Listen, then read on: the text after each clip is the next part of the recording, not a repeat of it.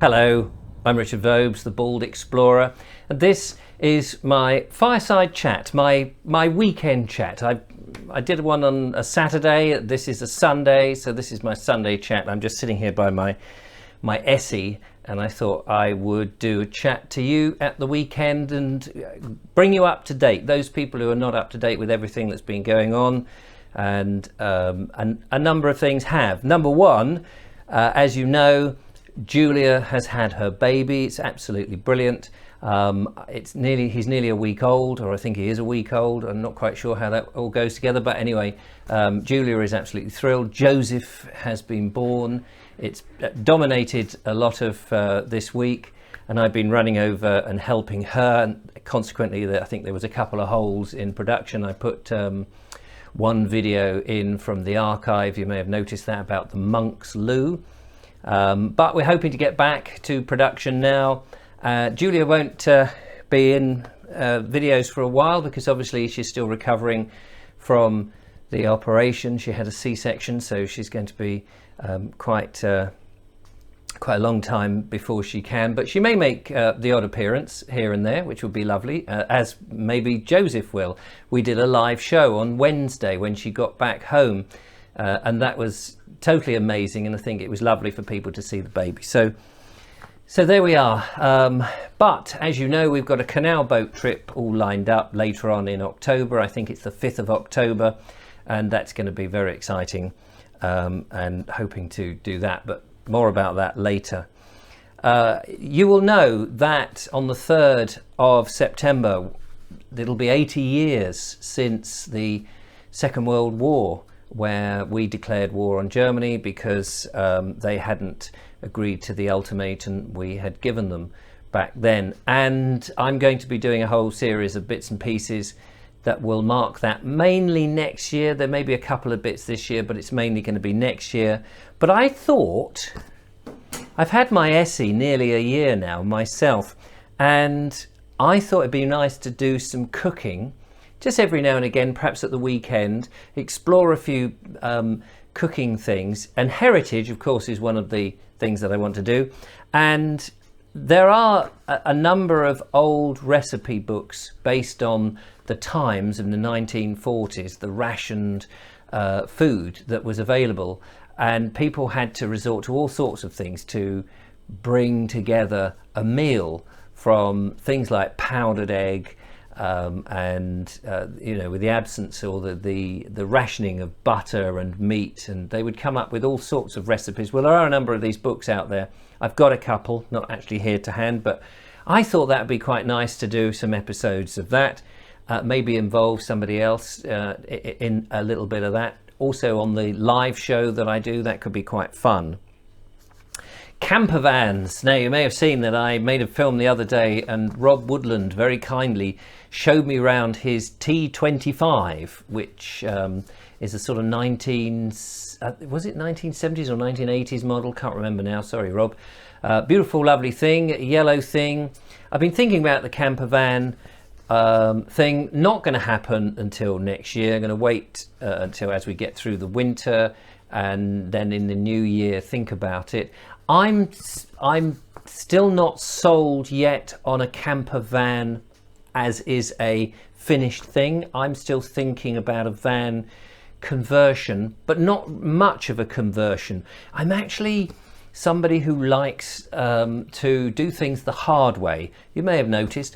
And I'm actually thinking of a van where you're almost camping in the van. It's not so much a luxury unit with built-in furniture and all the stuff that we saw in Rob's camper van, but actually more the fact that it's a van that, yeah, there might be a pull-up bed and there may be a table that one can put together, but that's kind of it. I'd be cooking not in a built-in stove, wouldn't have fairy lights or what have you.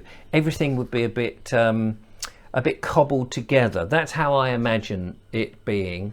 And I know that sounds barking, but there's loads of people who are making videos in camper vans. There are loads of people who are doing camper van conversions. There's already a market and an audience for that. And I don't really want to add to that.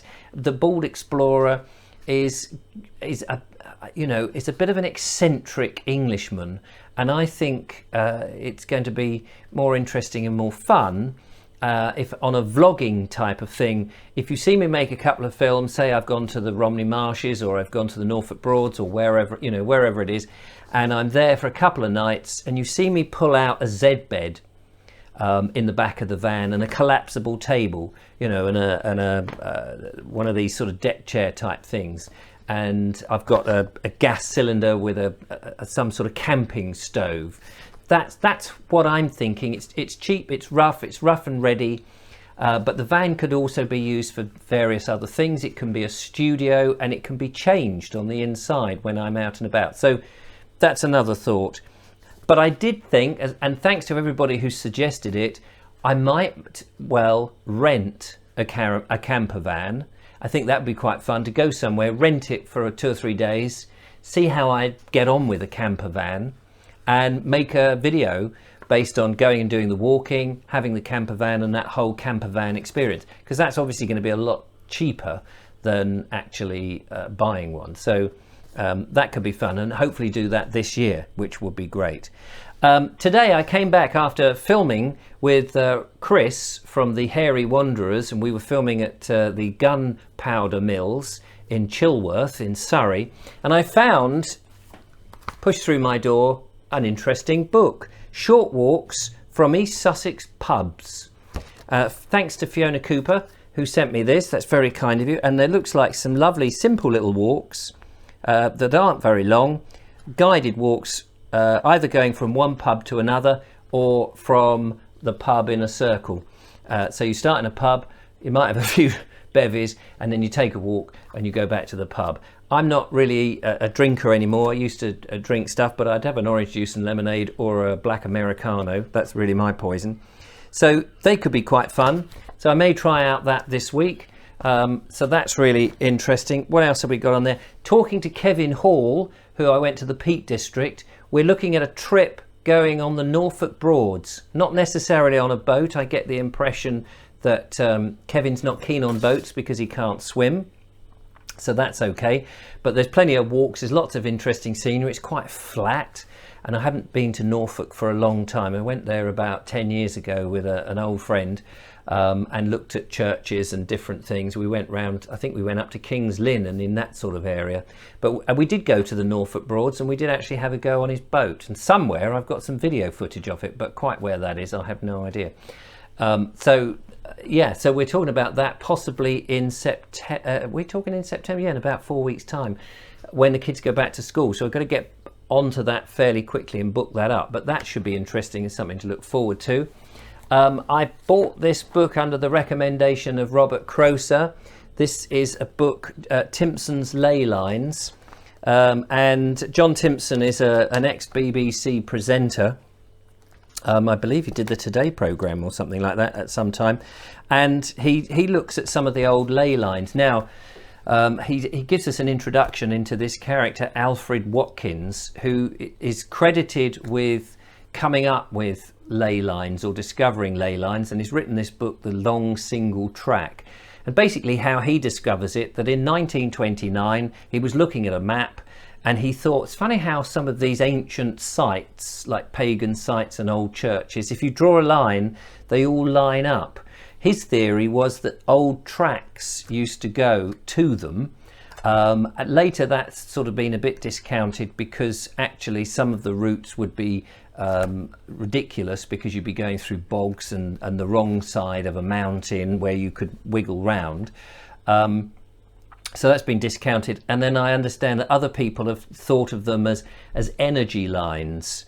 But until, from what I understand, and this may be wrong, but this is what John Timpson says, that until 1929, no one had ever heard of it, no one had ever heard of the term, and Watkins sort of discovered, or what's the other word I'm looking for, invented these things. But other people have got onto it and said, oh no, it's their energy lines and they're this and that, and well, you know, who knows really. But it makes an interesting investigation, and you can go from one to the other to another. take out, you know, the sort of mystery bit and just think, well, it's a route, let's go and have a look at these places. So that's an interesting thing. So I want to explore all of that. I was sent also by another viewer, Lincolnshire Wolds and Coast Church Festival, which takes place at the end of August and in mid-September, 7th and 8th of September. And they've sent me this brochure with loads of different churches that are celebrating all round the Lincolnshire area. And I have tried in the past to go along to that, but it's very difficult to get up there and plan a route. But all these churches, of course, are there to be explored at some point, not necessarily during their festival. And as you know, I like to do some church to church walks. So I'm thinking about a Lincolnshire trip, not quite sure when, and trying to link some of the Lincolnshire churches and doing some of those walks as well. So trying to keep myself very busy. Anyway, next week, the sun seems to be out and shining. So I've got some interesting bits and pieces to go and do. But for now, thank you so much for watching and joining me by the Essie, which seems to be burning away. You can't see it so much, but it is a light. I can feel the heat coming off. And I will possibly talk to you next week. I don't know how regular I will do these chats, but we'll see. It may be once a week in exchange with the Sunday podcast, or it might be the Sunday chat. We'll see how it goes, and tell me if you think this would be a nice regular feature. Meanwhile, don't forget to follow, like and subscribe. Don't forget you can become a patron and support what I do. I cannot do this without you. It's really helpful. A little bit of money thrown this way means that we can do all these exciting things and bring you the videos. And so that's the URL is on the screen, how to do that. And I will see you next time out and about somewhere. Take care, thanks for watching, and bye for now. I'm going to stick another log on the fire.